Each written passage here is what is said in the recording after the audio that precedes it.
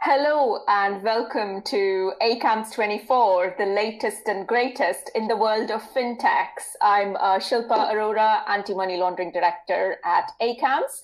I have the pleasure and privilege of being joined by Peter Oakes. Peter is the founder at Peter Oakes. He is an expert in financial services, in fintechs, banking, payments, MiFID, and distributed ledger technology. Peter's also been a senior regulator in the UK, in Australia, in Ireland, and in Saudi Arabia. Peter mentors fintechs. He mentors fintechs in the UK, Ireland, and Australia. So if there's one person that you want to talk to today about fintechs, then that's Peter. Hi, Peter. How are you doing today? Hi, Shilpa. I'm doing really well. Listen, thank you to you and ACAMS for the opportunity to join you today on this really interesting and important topic. Pleasure. Let me move on to my first question, Peter. So my first question is around financial inclusion. Now, we know fintechs are already playing an important part here, especially with respect to mobile money. But more recently, it's also changed in the world of remittances, hasn't it, with COVID-19 pandemic? So could you help us understand how fintechs are helping us achieve financial inclusion? Certainly. So it might be easier just to work with an example. And I think here, obviously, you mentioned the proliferation of fintech apps. And they've been around now for a while, but, essentially in the area we're talking about here, it's about the movement of money, or more correctly, the movement of value from one country to another.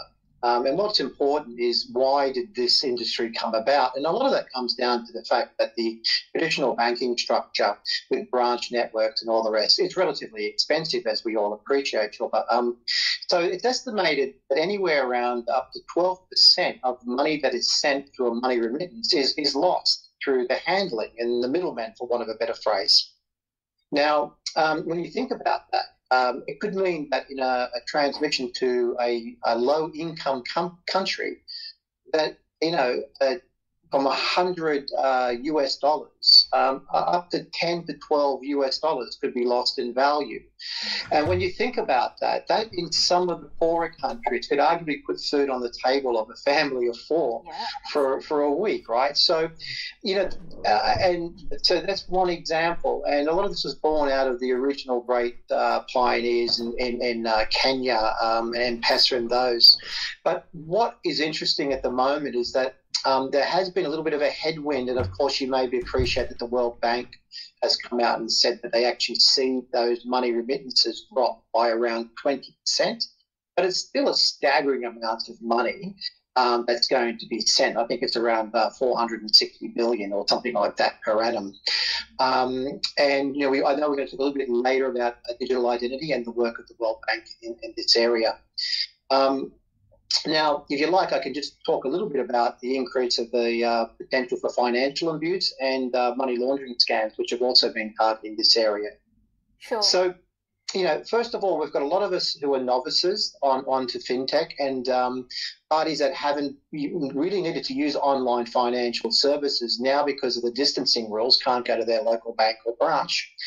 Now, these people are now being targeted. We've all seen examples targeted by people who want to access their bank accounts.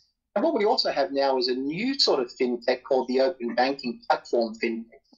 And what they do is they allow you to appoint a trusted person, especially if you're not used to the digital experience, so to speak, who can review and see your bank account details. They can't access your money or do anything like that. So if something untoward happens, they're able to let you know. So they help prevent and detect financial scams. So you see from all countries around the world calls for more and more fintech that will, in the COVID-19 experience, can help. But look, they are just two examples I'd cite. Fantastic, thank you. So it's financial inclusion in a slightly different way as well to what we had traditionally known. If I move on now to my next question, so fintechs have always been focused in the payment sector, and they've done well in this sector. So aside from the payment sector, if we look at, say, neobanks or fintechs who are into providing services that traditionally larger institutions have been providing, could you tell us like the latest trends in this area, please? Yeah, sure. Look, the fintechs, what they tend to do is they want to replicate a whole service of a bank. And even the new challenger banks, they're not looking to be everything that a traditional bank is. So what they're trying to do is take part of that value chain, whether it's the money remittance we just spoke about in the last question, if it's deposit taking, wealth management, corporate and treasury solutions, and of course cross-border business-to-business payments. So it's the latter of those payments and remittances where we've seen the most disruption. And that's for good reason. And we mentioned money remittance to lower income countries and money remittance globally. But what's also forgotten is that around 150 trillion US dollars in value is sent cross-border every year, right? Business to business. That's a staggering amount of money. And given the fact that we're all, up until at least yesterday, we can't access the shops, we've been going online. And, e-commerce right now is around about 3.5 trillion per annum, and that's expected to more than double by 2022. So we're going to see more disruption, not just in money remittances we spoke about earlier, but also these e-commerce platforms. And then the other areas where I think is really interesting, and some great announcements earlier this week in the area of wealth tech, both for individuals and actually for family offices that often get forgotten about, that are big investors in fintech. We've also got the vertical of credit and lending, and you'd be very familiar with those peer-to-peer lenders, and also a number of those credit and lending fintechs have just recently in America and in the UK and in Australia have been, I guess, for want of a better phrase, certified by their governments in order to distribute government funding, grants and loans to small to medium-sized enterprises, which are struggling right now. And beforehand, that was only the remit of the banks. So fintechs has made a big difference in COVID-19, and a lot of the nascent subsectors of fintech have really shone in the last 10 weeks. Look, we can go into many other discussions around this as well, but I'd also point out that RegTech has had a big boom because as we're opening accounts online, we have to do a digital experience, and actually this webinar is not a million miles away from the same thing that we go through when we're opening accounts online. So they're just a few of the examples I'd point out there, Shilpa. Excellent. Thank you, Peter. So you've covered kind of the government partnership thing. So my next question's kind of got two parts, right? So part one is almost governments have tended to go to the larger financial institutions to partner with them to kind of distribute funds, etc. And you've told us this is changing, and that's fantastic. So the second part of the question is to do with like digital identity. So, both the UN and the World Bank have told us as part of this ID4D project that every person on this planet will have a legal identity by the end of 2030. Now, that's a lofty ambition, isn't it, in a way? So when it comes to kind of rolling out digital identity, do you think fintechs will almost have the upper hand, almost decoupling this relationship between governments and larger financial institutions?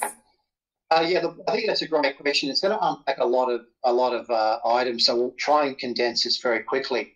In that government-bank relationship, I just cite one example. I won't say the name of the company because I know we don't do that on our webinars. But the Irish government had problems getting personal protection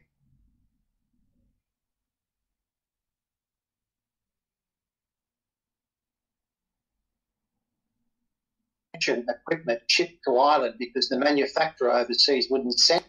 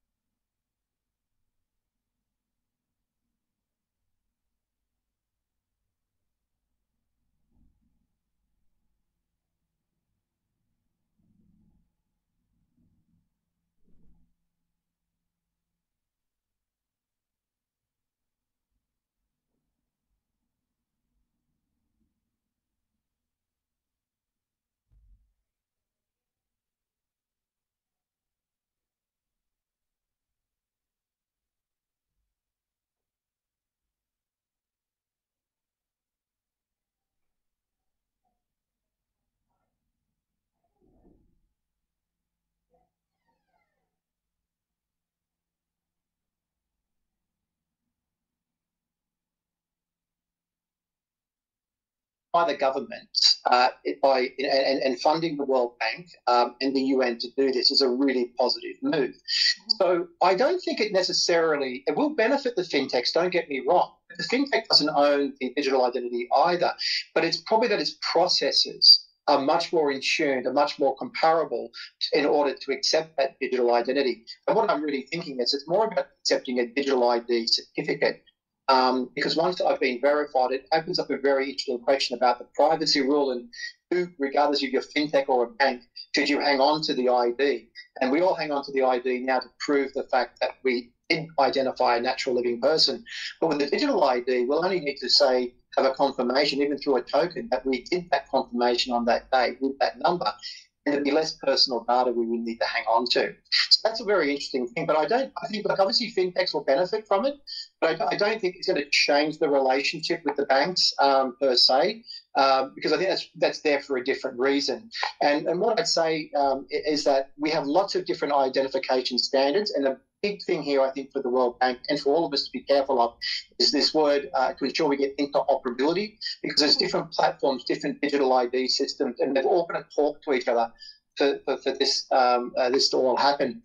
But look, at the end of the day, when we think about banks and we think about fintechs and what they're doing and the government's relationship, simply this, right? Like the banks, the government need banks. We need them for lending, we need them for deposits, and the governments need them for investment in the government projects. Now, what the fintechs deliver is a portion of that, and they can deliver that very rapidly. Governments now also think about financial health as part of the overall wellness of a population. If you think about New Zealand, one of the tenets of its budget is the wellness of the population. And then that's a lovely segue into the central banks and the regulators, which will end up supporting government initiatives like these digital IDs. And that's because, again, they only care, or regulators and central banks are concerned about, efficient monetary policy, financial stability, market integrity, and consumer protection. So although we've got a long way to go still yet on digital ID, I don't think any particular sector is going to come out an absolute winner. But those that are digitally focused and online services will certainly do a lot better than traditional bricks and mortar financial institutions. Excellent. Thank you, Peter. So very candid answer there. Thank you. So in terms of my next topic, it's RegTech and Fintech, right? So we've been talking about RegTech for some time now, and I'm really interested if you're able to share any examples of RegTech use with our attendees today. Yeah. And look, RegTech's a bit like FinTech. I think the early examples of them have been around since the late 1980s, exactly. But of course, it's these words since 2012, after the last financial crisis, and the solutions. They've found their own voice. And look, traditionally, we think of RegTech in the form of when we're involved in anti-money laundering roles is around the verification. So that would be the things like the selfies, the biometrics, so we can now access our bank accounts from using our thumb, or in some the retina can scan as well. And of course, facial recognition, looking at different features of our face and pinpointing that back to the images on our passport. So look, that's really just one part of it, which is that that's really the identification piece. It's not even the customer due diligence piece when you think about it, because we still have to think about the customer's source of funds and source of wealth. So there are other examples of RegTech that can go out there and help find that information. And of course, we also have the rise of adverse media. So notwithstanding that, we don't have government registers around pets and all the rest in every country. So often we have to go out and find material, and that may lead us to raise questions on someone we're onboarding. And that now takes us into the world of adverse media, where we find reports about parties in the media, and we have to make a judgment call about whether they suit our risk appetite. But of course, there's other RegTech in relation to financial services, which is the sanctions checking and the transaction monitoring. And I think that transaction monitoring is a lovely little segue into discussing in a few minutes the supervisory technology, and give me a prod when you'd like me to do that. But I would remind of one thing, and a lot of people recall Mark Carney, who was the then governor of the central bank, or the Bank of England, said that a global bank's not been fined $360 billion coming out of the financial crisis, and that's well over $360 billion now. But up to $5 trillion US dollars could have been made available to households and businesses. And what he meant by that is those fines would have stayed on the bank's balance sheet. Their bank's regulatory capital would not have gone up as a punishment, which means more money would have found its way into the real economy. And you're probably getting a much better return, even if it's only 1% out there on a loan at wholesale rates, or maybe higher for retail rates, than you get storing the money on your own balance sheet. So suddenly RegTech moved from just being a cost-saving initiative, actually now driving the top line. I think that was fascinating. Yeah. And then it takes us into the whole supervisory technology piece as well. More than happy to go into that if you wish. Fantastic. Thank you, Peter. No, that's been excellent. So if I move on to another topic where I see fintechs kind of doing really well, it's data analytics, right? So you see fintechs really focused on this, and also helping larger institutions get the most out of their own data. So can you tell us about the emerging themes here? Is this going to be the next payment sector when it comes to fintechs? Well, yeah, I mean, look, we have payments, we have RegTech, and I guess now we are going to have to talk about supervisory technology because of the issue of big data and data analytics. So data analytics is incredibly important. And, we've discussed at ACAMS conferences the importance actually of the upskilling as well of those involved in anti-financial crime to understand a bit more about artificial intelligence, machine learning, natural language processing. And these aren't things that we just throw out there, like to make an audience sit up and listen. These are things that are led by the government, such as ESMA, the European Securities Markets Authority, which published a very good paper in this area. We also have the Financial Action Task Force, which is saying that, look, at the end of the day, we want fair and consistent regulation. And to achieve all of these things, we can't do it through manual processing, okay? So we need data analytics. That takes us to the interesting point that if the data that we are holding is poor because we didn't check it on the way in, doesn't that then mean that we give the central banks and the regulators poor data as well when we feed it up the food chain? And then they give poor data to the European Central Bank, or in America to the Federal Reserve Bank. So great adage is rubbish in is rubbish out, okay? And data analytics and the application of that is really important. We now actually have data analytic companies that lend their services or pointed their services to Formula One racing to provide quick and rapid analysis of situations on the racetrack now to banks. So this whole real-time transaction monitoring going to happen. And it's not just about transaction monitoring, it's about getting to know the customer a lot better. And that's not just for anti-money laundering, it's also about what that customer's needs and wants are. And it really improves customer experience. And then, we're in this whole area now of the Internet of Things when, we'll be ordering our milk from our fridge and it will be delivered to us, or we'll do our insurance renewals through the computer terminal on the fridge and voice recognition. So data analytics it's the new blood. Fantastic. Thank you, Peter. Fascinating. So if I move on to digital transformation, right, another equally fascinating topic, and COVID-19 sort of shone a light on this, hasn't it, in terms of all organizations having to go more digital than they were prior to the pandemic, wherever they were on that digital journey. And in relation to kind of AMO teams or MLROs teams in larger institutions. Now, we've had it drilled into us that face-to-face channels are less risky. JMLSG guidance says this, and that non-face-to-face presents therefore slightly higher risk. Now, with this kind of digitization taking off, do you think that this kind of view and perception is somewhat shifting now? Yeah, look, I mean, at the end of the day, everything is done on a risk-based approach. What's interesting is the UK has probably 2 lever arch folders worth of regulatory guidance now. The Irish government's only issued 112 plus pages, I think. But at the end of the day, right, the business needs to be comfortable with the risk that it wants to accept at its risk appetite. We haven't seen any regulator come out and say, no, you can't do you can't do non-face-to-face verification. And all the regulators that I can see, whether it's Australia, the Austrac, whether it's MAS in Singapore, the Hong Kong Monetary Authority, UK FCA, the European Commission, the list just goes on, including the Channel Islands. All those regulators have issued notices to the firms to say, look, this is not an excuse not to do business. What it is to ensure that you fully understand your risk appetite and you have the systems and controls in place to do this. And if you don't do it, then you can't do that piece of business. So that all sounds really positive, but I was smiling when I was reading the FCA release on this, because it made it very clear that if you can't identify the client, COVID doesn't give you an exemption from not doing CDD. And they actually recite the regulation saying that you have to cease doing business. So look, I think what it means is that it's going to get not just the business development and salespeople interested in this topic, but the boards. The board directors are going to have to respond to this, because their existing strategy for their banks, for just bricks and mortar, it's thrown out the window now. They won't survive unless they go online. So non-face-to-face, look, it's here to stay.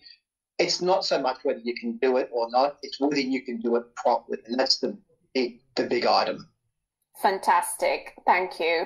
We are coming towards the end of our discussion, Peter. Sadly, I just want to let our attendees know that we've got a fantastic set of sources that you have assembled for us, which is included in the slide pack, which they've got access to. Peter, final question to you, if I may. Key takeaways for our attendees, please. Yeah, look, no surprises. It really comes out of our discussion, Shilpa. First of all, again, look, we've got to hone our analytical skills and our critical thinking skills, right, to respond to this new norm which is being presented and thrusted upon us by technology. We just can't escape that, okay? Second one would be, is your business ready for a fully, digital experience relationship with your customer? Because, there are examples where we never meet our customer, and that's just part of life. But back to that last point, if you don't have the risk appetite set and the risk-based policies procedures, don't worry, you won't be in business anyway, okay? So that's business critical. I'd say the third one is, look, the last 10 weeks, let's think about it. The pace of innovation has just grown astronomically. Yeah. What we saw in 10 weeks was probably going to take 10 years or half a decade to achieve. So it goes to show that when we need to do something, we can. So we expect that pace of innovation to change, not only because of our customer choices, but because of the regulators' demands. And I think the last one is, look, again, to that really critically important point, please review and update your risk appetite statement to ensure that it meets with what you're doing with your business today.